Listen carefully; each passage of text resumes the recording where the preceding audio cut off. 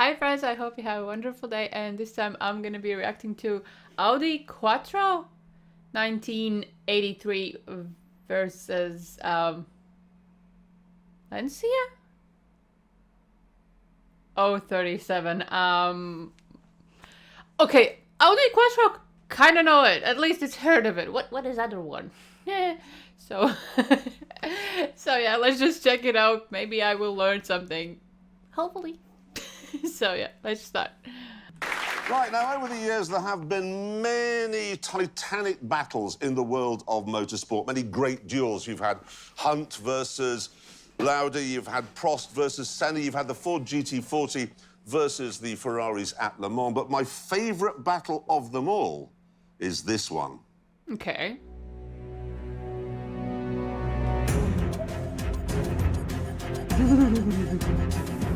So dramatic. Back in 1977, Audi was developing this four-wheel drive vehicle for the German military, and they had a bit of a thought. They wondered if its four-wheel drive system could be made to work in an ordinary family car. And so, under the cover of darkness at a quarry in a remote corner of Germany, they began secret tests. And straight away, it was obvious that with all four wheels being driven, the family car had an enormous amount of grip. This meant it could go round corners on loose surfaces like that much faster. And that, they reckoned, would make it good at rallying.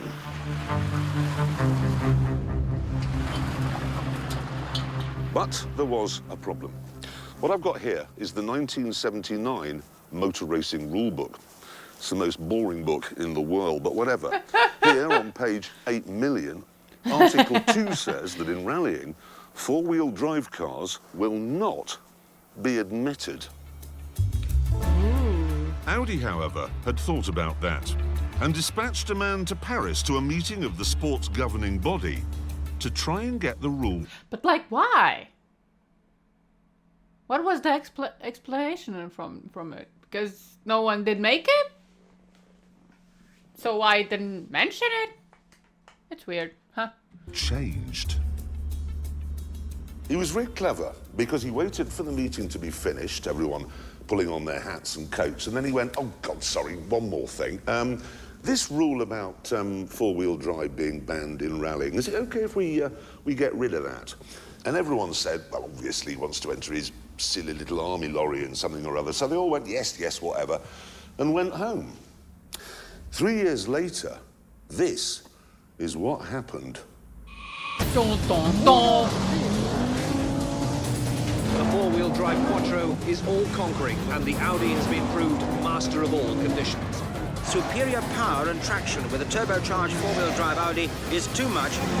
Bjorn Valdegaard has wasted no time in proving the dominance of the four-wheel drive Quattro. Hannu Mikkola has scored a tremendous victory. So Quattros hold all the aces, first, second and third. Audi won the World Championship in 1982 with this very car, actually, and from that moment on, everyone knew that to win in rallying, you had to have four-wheel drive. Well, when I say everyone...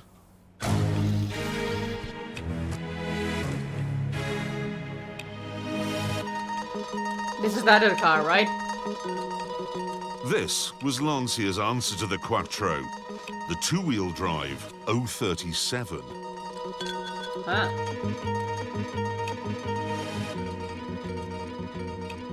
I seriously don't know. I feel kind of ashamed. I don't know. I haven't heard of it. I've got a bit of a soft spot for all old Lancias, but in this, it's not soft. Hard?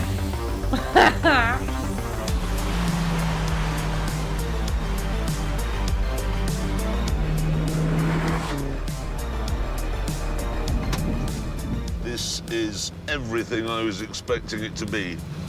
Pops, bangs, lumpy petrol, a dashboard dominated by this enormous and very well used ashtray. Completely Italian. Oh my god, I remember when ashtrays were everywhere at almost every door of cars. Oh my god. Weird. It is dainty as a dandelion seed caught in a summer breeze and as agile as a water boatman. I mean, that was just glorious through there. Glorious. It feels highly strung, feels like a thoroughbred. It's fast as well. Oh, wow, what a thing this is. On a dry track then, or in a beauty contest, the 037 would thrash the Quattro any day of the week.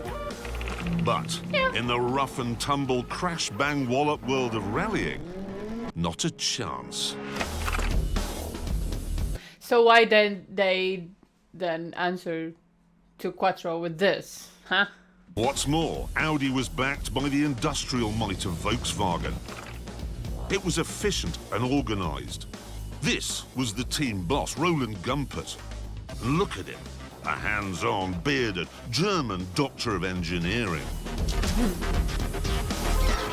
Lancia's team boss, meanwhile, well, he was a bit different. His name was Cesare Fiorio, and he liked girls and powerboat racing. Also, he was running a team staffed by Italians on a shoestring. And then there were the drivers. Audi had Hannu Mikkola and Stig Blomqvist and Michel Mouton, En bas que je vois rien, en bas. who had won 21 rallies between them. Quattro was the car on everybody's lips, you know, in rally business. And of course, we were developing the car all the time. It was getting better and better. We were well funded, you know, and that time it was a big team. Lancia, meanwhile, had Marco Alain and Walter Rall, who was brilliant, but said he didn't want to compete in every event and didn't want to be world champion. I told them, listen, I want to win Monte Carlo. I like Corsica, I like Acropoli, I like New Zealand, I like Sanremo.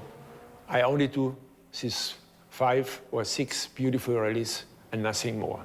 I am not interested to win any more the World Championship title. I want to be a normal... I kind of want to say, said no one ever. That's kind of weird. Okay, I understand, like, you enjoy the racing and the car and those beautiful places, but, like, if you're racing, you usually want to get a big trophy. You want to win them all, right? Huh. Okay, why not? But it feels interesting. Normal man, not something special. And if we're always in the newspaper and everywhere, of course you're never alone because people standing in front of a house and I don't like her. So, Audi had four-wheel drive, a proven car, a team staffed by Germans, a hands-on boss, and a squad of world-class drivers who were motivated and on it. Lancia, meanwhile, had a budget of £3.75, two-wheel drive, a powerboating playboy at the helm, and a part-time driver who didn't want to be world champion. However, Lancia did have one ace up its sleeve. They'd been in rallying for ages. They'd won the championship 4 times with cars like the Fulvia and then the Stratos. So although their powerboating team boss looked like a playboy, he knew all the tricks. For example, the rules said that before you could enter a car in a rally, you had to build at least 400 examples which could be sold as road cars to customers. Huh? Now, obviously, when officials from the sports governing body turn up to check you've done that, they are going to notice if you've only made 200.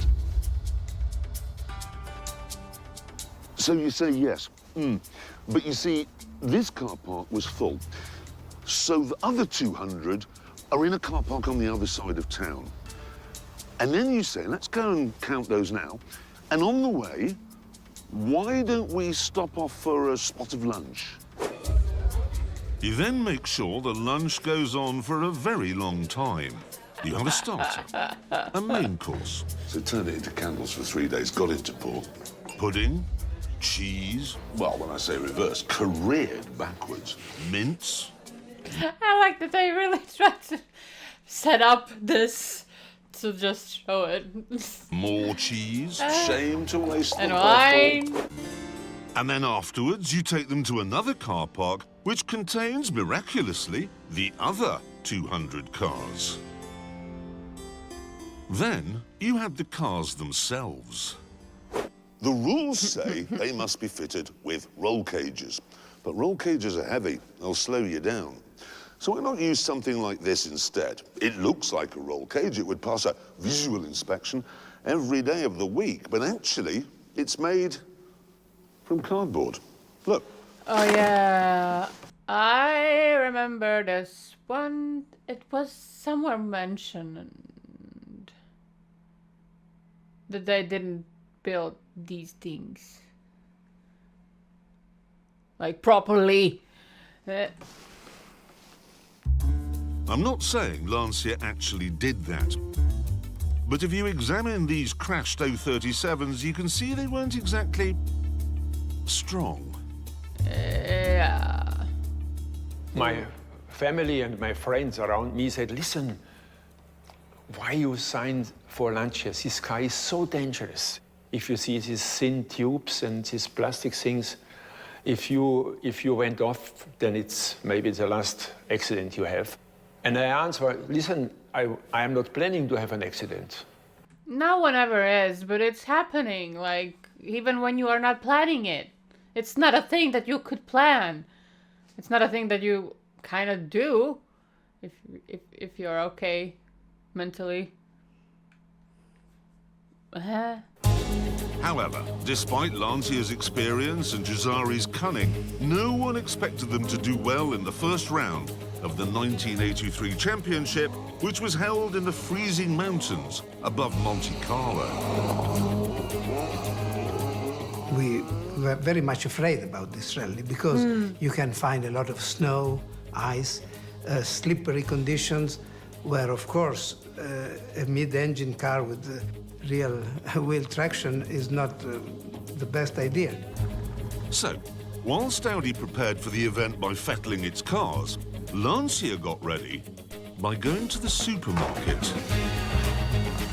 Here they bought all the salt they could lay their hands on. They then sprinkled this on the difficult corners so that by the time their car came along, the ice was gone. And they weren't finished there. We have been also pushing local authorities. Can you call this like a cheating or not? How it what? Taking care of the French roads, say, oh, there's a lot of ice on that road. It's very dangerous for spectators and for the drivers with all this ice. Oh, yes. And so they went and they cleaned up the route. That was fantastic. They also had another trick up their sleeve. After the icy stages were over, the Lancia stopped in the middle of the stage, so the winter tyres could be changed. Now, there was nothing in the rules that said you could do this, but critically, there was nothing that said you couldn't. If you want to compete in motorsport, you... Okay, I understand if you're changing tires like in F1. Okay, I get it. But like if you're changing tires like separately, one or two at a time, that takes some time still, you know. You must know the rules you have to face, the gray zones of the rules. And it's always a big fight, but you must try to be a bit clever. The result in Monte Carlo, then, was the exact opposite of what everyone had been expecting. Four-wheel drive and 340 turbocharged horsepower are just not enough. It's Audi sadness, Lancia joy. The two-wheel drive Lancias on a rally famed for its slippery conditions finished first and second. For the next event of the year, in Sweden, there wasn't enough salt in the world to get rid of all the snow and ice. So Lancia solved the problem by simply not turning up at all. That's one way to go. Audi therefore scored a 1-2 here. And 3 weeks later, they did the same thing again in Portugal. God, I can't. Watch And after ones. more successes in East Africa, it looked like Audi were running away with it. But then the whole circus moved to Corsica, where almost all of the stages are held on dry, smooth tarmac. Everyone expected the nimble two-wheel drive Lancias to pick up a load of points here. But nobody could have predicted how many they were going to pick up. Really? Usually, Lancia turned up at an event with 2 or 3 cars, but here they arrived with 4, which meant that if they ran faultlessly, which they did, the best Audi could hope for was 5th. And thanks to mechanical failures, they didn't even get that.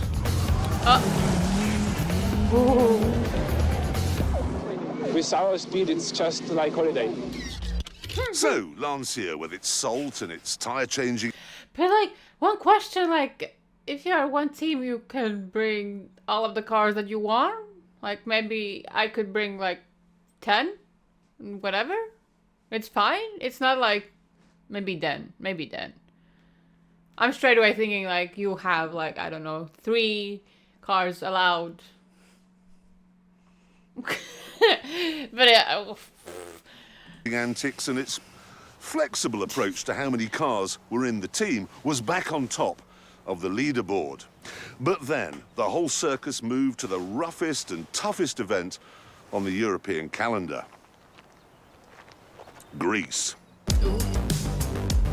Here, the house on the mountaintop! How? How you're living there? everyone knew the rough roads would cause mechanical issues. There would be breakdowns, and there were. Whoa. But amazingly, they were all Audis. For Lancia, it's an impressive victory. Rawl has again driven superbly. And I won Acropoli in a Lancia. It was a result I never expect, that we even can come to the finish, because I was thinking maybe the Lancia is too light to stay in one piece for Greece. The year wore on with both teams always in contention for the championship. But then, it was time for everyone to head for the bumpy hell of Finland, and Lancia had a problem. Walter Rawl refused to go. I didn't like to go to Finland because I don't like jumps. Because, you know, if I want to fly, I would be a pilot. I'm not sitting in a car. That's no way. Yeah, there is a bunch of times that I have feel uncomfortable even to see how they are jumping, because I think 1 millimeter you turn the steering wheel and it's let's fly away.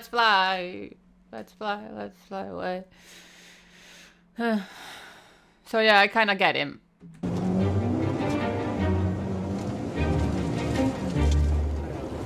And yeah, if you still don't have the...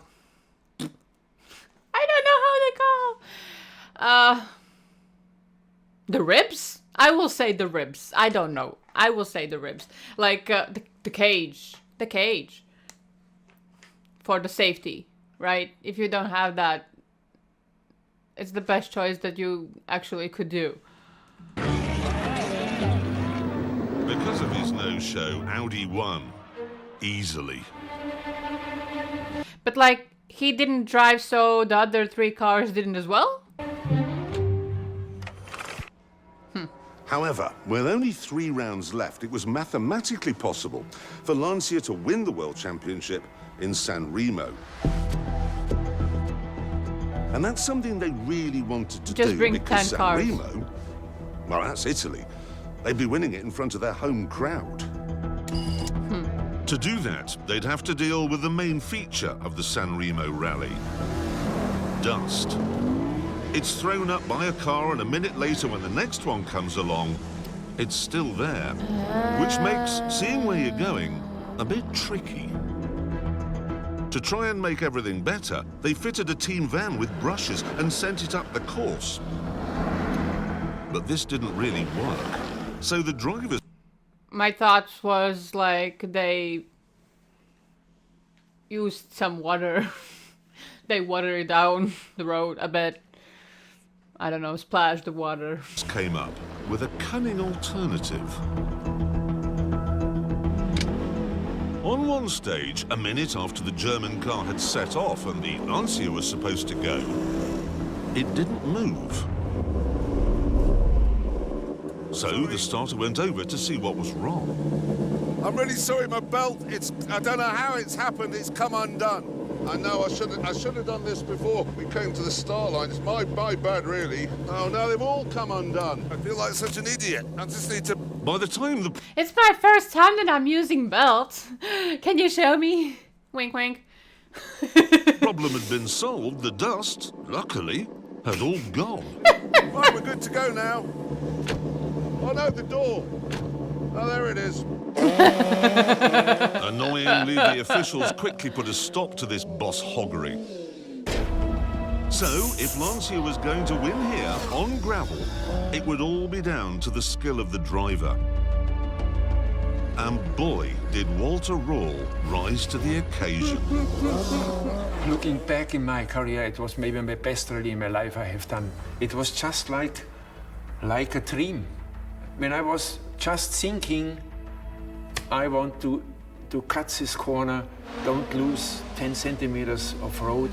The car was going exactly on this point, and it was flowing. It was just...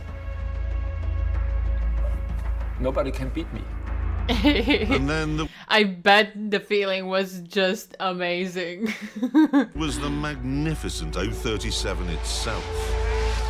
Driving a Lancia, it's a perfect thing because it doing exactly Hey, what what's you going want. on? It's like my shoe. It fits so perfectly. If I just think it should do this one, it has done it. With man and machine in such perfect harmony, Röhrl won a staggering 33 of the 58 stages. The team scored a 1, 2, 3, and as a result, they won the World Championship. What? What? Oh my god, it kind of sounds impossible, I want to say. Oh my god. Oh my god, so interesting. But yeah. It's so interesting how everything was back then. I don't think that like now you could just drive without a cage for your car. I think you would be disqualified and I don't know, couldn't show up for next 5 years. I don't know. But like, it's great. It's great that they didn't crash like big. It would be just terrible. But yeah, wow. And I seriously didn't know Lancia. So yeah, thank you for suggesting this video to me, and I hope that you did enjoy this video. And if you did, please consider to leave a like and subscribe. And yeah, hopefully I'm gonna see you next time. Take care. Bye!